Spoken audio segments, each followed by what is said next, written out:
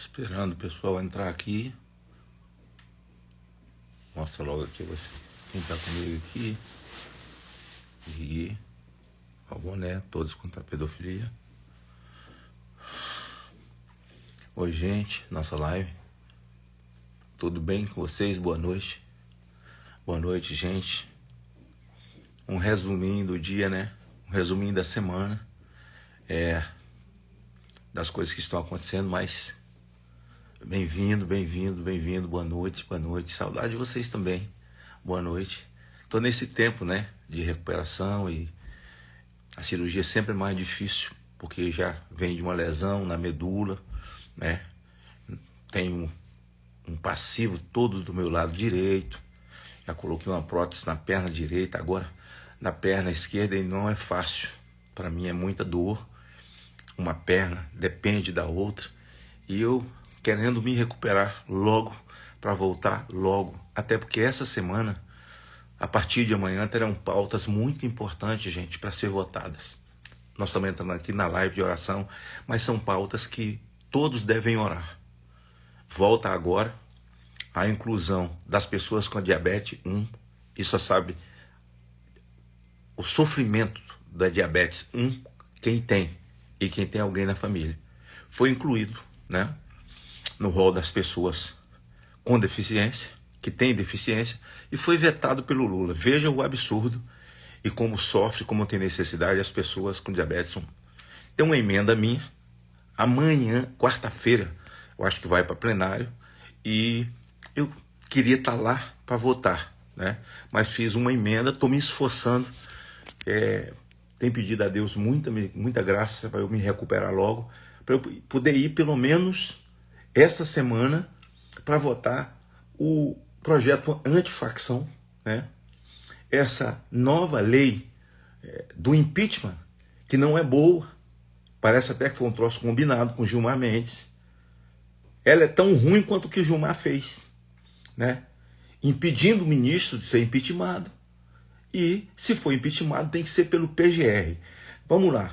O impeachment de Alexandre de Moraes, pelo que Gilmar fez com a Constituição, quer dizer, ele mexeu num artigo que tem 75 anos na Constituição. Antes, quer dizer, essa Constituição de 75 anos, Gilmar não tinha nem nascido. E ele declarou inconstitucional coisa que ele não tinha nem nascido. Então, para se pedir um impeachment dele mesmo, do Gilmar, né, ou do Alexandre de Moraes, quem pode pedir é só o PGR. O Gunê, o ex-sócio dele, ex-fundador do IDP, né, foi o Flávio Dino, o Gilmar e o Gunê. Então, só se o Gunê quiser fazer um impeachment, imagine se ele vai fazer impeachment de Alexandre de Moraes ou de Gilmar, né? E aí vai para o Senado. Aumenta o número. O Senado precisa de 2/3 agora. E nós não podemos admitir isso. Mas para mim foi até combinado para poder votar uma proposta de impeachment nova, segundo eles, feita pelas mãos de Lewandowski e também o ex-presidente do Senado, o senhor Pacheco, que é péssimo. É horrível, já alertei todos os senadores para colocar suas assessorias para estudar, porque é péssimo essa proposta de impeachment, que não é do Senado, é de Lewandowski. Imagine, Lewandowski faz parte de que time, gente? O homem que rasgou a Constituição dentro do plenário do Senado e declarou Dilma elegível. Veja, o homem inocente, perseguido, está preso. E está inelegível. Esse próprio Gunê, quando ele foi fazer a sabatina dele, a primeira vez, eu perguntei a ele onde ele achou respaldo jurídico para votar a inegibilidade de Jair Bolsonaro. Ele gaguejou aí e tal, e nós achamos, nós pensamos, como é que você condena alguém por achismo, ou nós pensamos? Não tem. Jair Bolsonaro está preso, fora do ordenamento jurídico do Brasil. Então essa semana tem muita coisa para votar. Então, assim, essa causa dos diabéticos, minha família tem muito diabético, eu sei como sofre. Então, por exemplo, essas pautas são muito importantes para essa semana, gente. E a gente deve orar. Bom, a candidatura do Flávio Bolsonaro está lançada. Temos que orar pelo Flávio. O Bolsonaro escolheu o Flávio.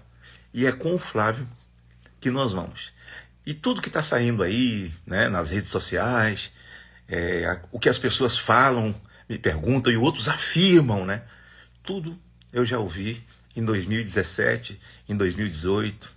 Não tem condição, é uma piada, o Centrão não vai deixar, na hora H vai sair fora, vai fugir, não tem condição. Eu me lembro quando eu saía da tribuna, os senadores me chamavam e falavam, pô, Magno, você vai se juntar um doido desse? Ninguém apoia esse cara. Ninguém quem? Tá falando com o povo? Não, você está falando de partido. Isso é outra coisa. Isso é outra agremiação que se reúne pelos seus interesses. Você precisa ter o povo. Então vamos acompanhar as reações do povo. E outra coisa, viu? Tem uma fala do Eduardo hoje à tarde muito boa. Não fique ouvindo pesquisa, viu? Não deixe pesquisa fazer sua cabeça. Sabe que essa é uma pesquisa? Pesquisa não resolve nada. Pesquisa é só um balizamento. O que é? Quem faz pesquisa? É uma empresa que é constituída para fazer a pesquisa. É uma empresa como qualquer outra. E quem vai fazer a pesquisa, paga. É assim com a empresa. Não tem nada de graça. Não é 0,800. Então, quem paga tem a vantagem. O dono, quem pediu a pesquisa. Você quer a pesquisa sobre o quê? Em que área você quer que pergunte? Que tipo de pergunta? Qual faixa etária? Esse cara é o dono da pesquisa. A margem de erro vai ser sempre dele. Imaginem o Datafolha, como disse Eduardo, que tem uma margem de erro de 20%. Gente, antes de orar, eu quero contar uma coisa para vocês aqui. Que eu já falei algumas vezes a respeito desse meu encontro com Jair Bolsonaro, em 2018. O Ibope e o Datafolha diziam que Jair Bolsonaro podia ir para o segundo turno. Mas no segundo turno ele perderia para o Alckmin, para a Marina, perderia para o Serra, perderia para Álvaro Dias, perderia até para o Boulos. Ele só ganharia de Daciolo. Não, acho que Serra não estava nessa disputa, era o Alckmin. Para o Alckmin ele ia perder de lavada. E eu fui me encontrar com o Jair Bolsonaro. Eu estava com a crise de rinite e estava com 39 de febre.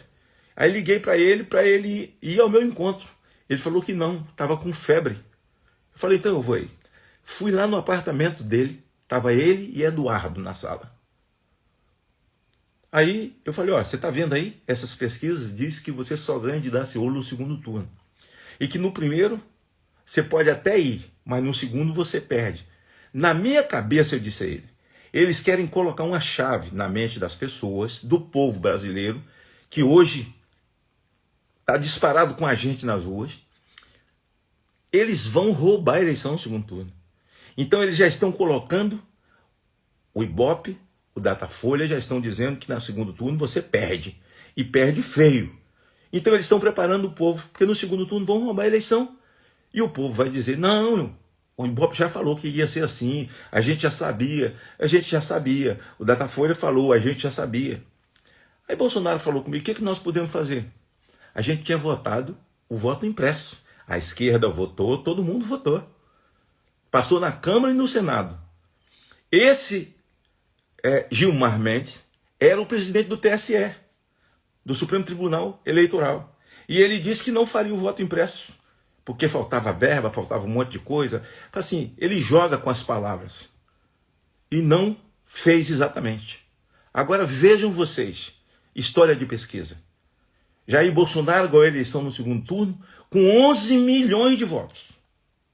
11 milhões de votos. Deu um banho no primeiro turno. Mas é nada que pesquisa falava.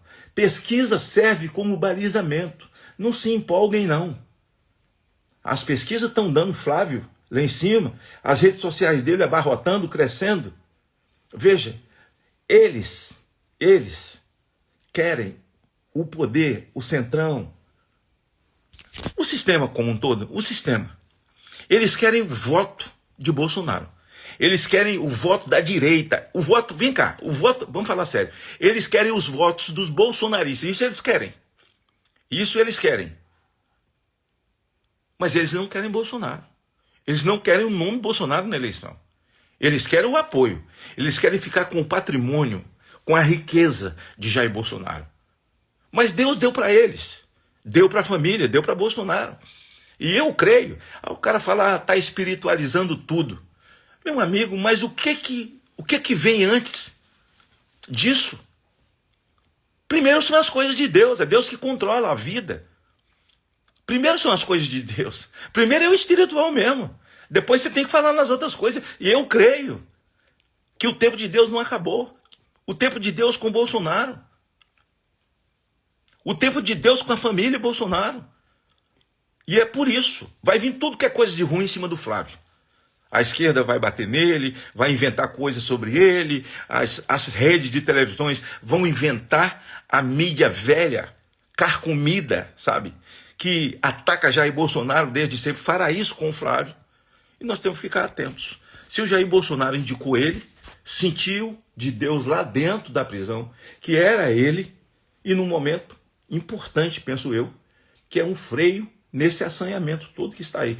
E todo mundo tem direito, acima de 35 anos, de lançar sua candidatura. Tem muitos pré-candidatos lançados, muitos são gente boa, decentes, mas Bolsonaro lançou o Flávio. E eu vou com Bolsonaro, orando pelo Flávio, também pela vida do Flávio, a família do Flávio, a brabeira que o Flávio vai enfrentar. Mas nós estamos aqui toda noite fazendo essa live, desde o primeiro dia do recolhimento de Jair Bolsonaro, orando por ele, vocês comigo aqui durante todo esse tempo. E eu agradeço a Deus por isso. Vamos orar pelo Flávio, vamos orar pelo Brasil, porque a eleição se decide, a decisão das eleições é com a vontade do povo, mas Deus tem que conduzir o processo. Não houve eleição no Brasil.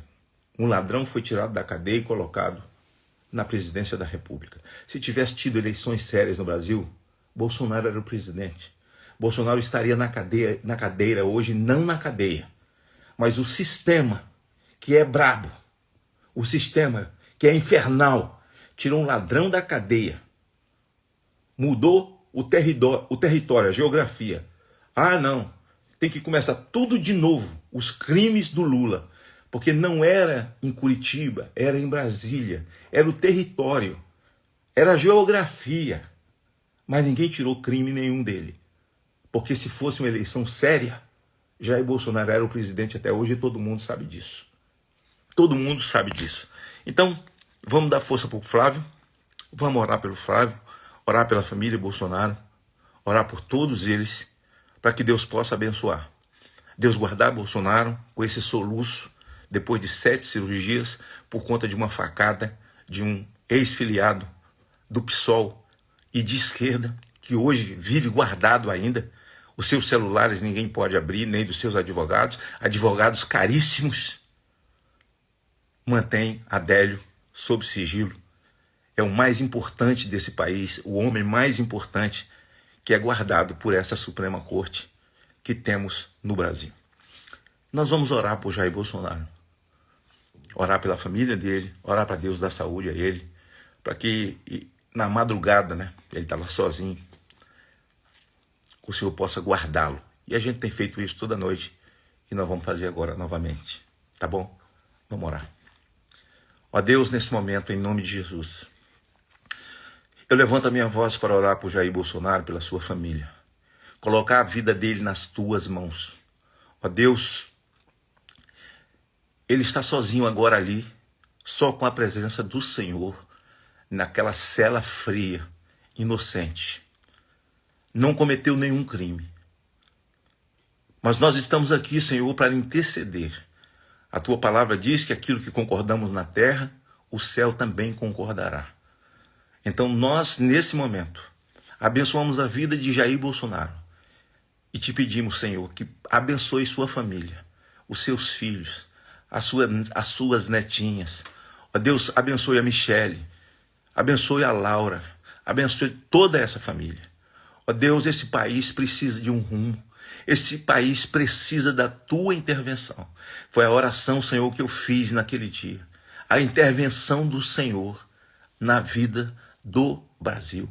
Ó Deus, nós confiamos, esse país tem gente de bem, homens e mulheres que acreditam no Senhor, no teu poder, que dependem de ti e sabem do teu poder.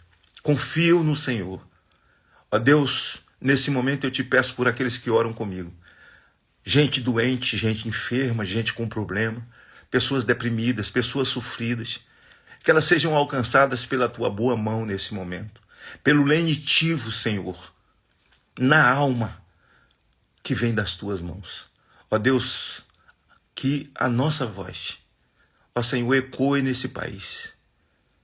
Que a nossa voz, Senhor, a voz do justo, a oração do justo, que a tua palavra diz que muito pode nos seus efeitos, possa ecoar por todo esse país, como maioria de cristãos que nós somos, para que esse país conheça de fato a mudança pelas mãos divinas do Senhor.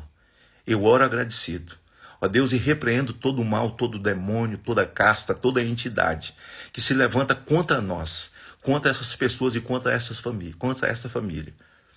Nós determinamos a falência de todas elas e o faço na autoridade do nome de Jesus. Amém? Graças a Deus. Brasil, Deus abençoe. Amanhã será um dia diferente. O Senhor está com a mão dele sobre nós, os olhos dele sobre nós. A Bíblia diz que enquanto dormimos, o Senhor cuida de nós. Que Deus abençoe você, abençoe a sua família. E vamos em frente. Não dá para a gente parar. Há um legado para a gente deixar aí. Eu disse a você que em 2018 eu falei isso com Jair Bolsonaro sobre as pesquisas, não foi? E depois que eu falei, eu disse, nós não podemos fazer nada. Nós temos que orar e pedir a Deus para entrar com providência. Eu me ajoelhei para orar, mas Jair Bolsonaro estava com a perna direita inchada. Ele falou, não vou me ajoelhar porque estou com a perna assim. Mas em seguida me ajoelhei e Eduardo estava sentado no sofá, se levantou, falou, eu vou rezar lá no meu quarto. E eu orei exatamente pedindo a Deus providência. Providência. Porque nós não podíamos fazer nada. Hoje ainda, nós podemos fazer o que está ao nosso alcance. Mas tudo só o Senhor pode fazer. E o Senhor vai entrar com providência. Eu creio, eu sou um crédulo. Em um momento eu descreio, eu creio. E a você, Flávio, que Deus te guarde, que Deus guarde a sua família, que Deus guarde as suas filhinhas, o seu casalzinho. Deus guarde os seus passos. Deus te dê as palavras. Deus te dê a autoridade. Senso, sede de justiça o tempo inteiro. Justiça o tempo inteiro. E é por justiça que nós lutamos. O Brasil tenha uma boa noite. Que Deus abençoe a todos. Durmam com Deus. E amanhã será um dia diferente para todos nós. Tá bom? Obrigado a vocês que oram por mim, pela minha saúde. Eu estou me esforçando porque a minha vontade era estar em Brasília para votar esses projetos. Tenho me esforçado na minha fisioterapia, muito sofrida, muito doída, mas eu vou chegar lá, em nome de Jesus. Deus abençoe. Boa noite. Boa noite, gente. Boa noite, Brasil. Deus abençoe.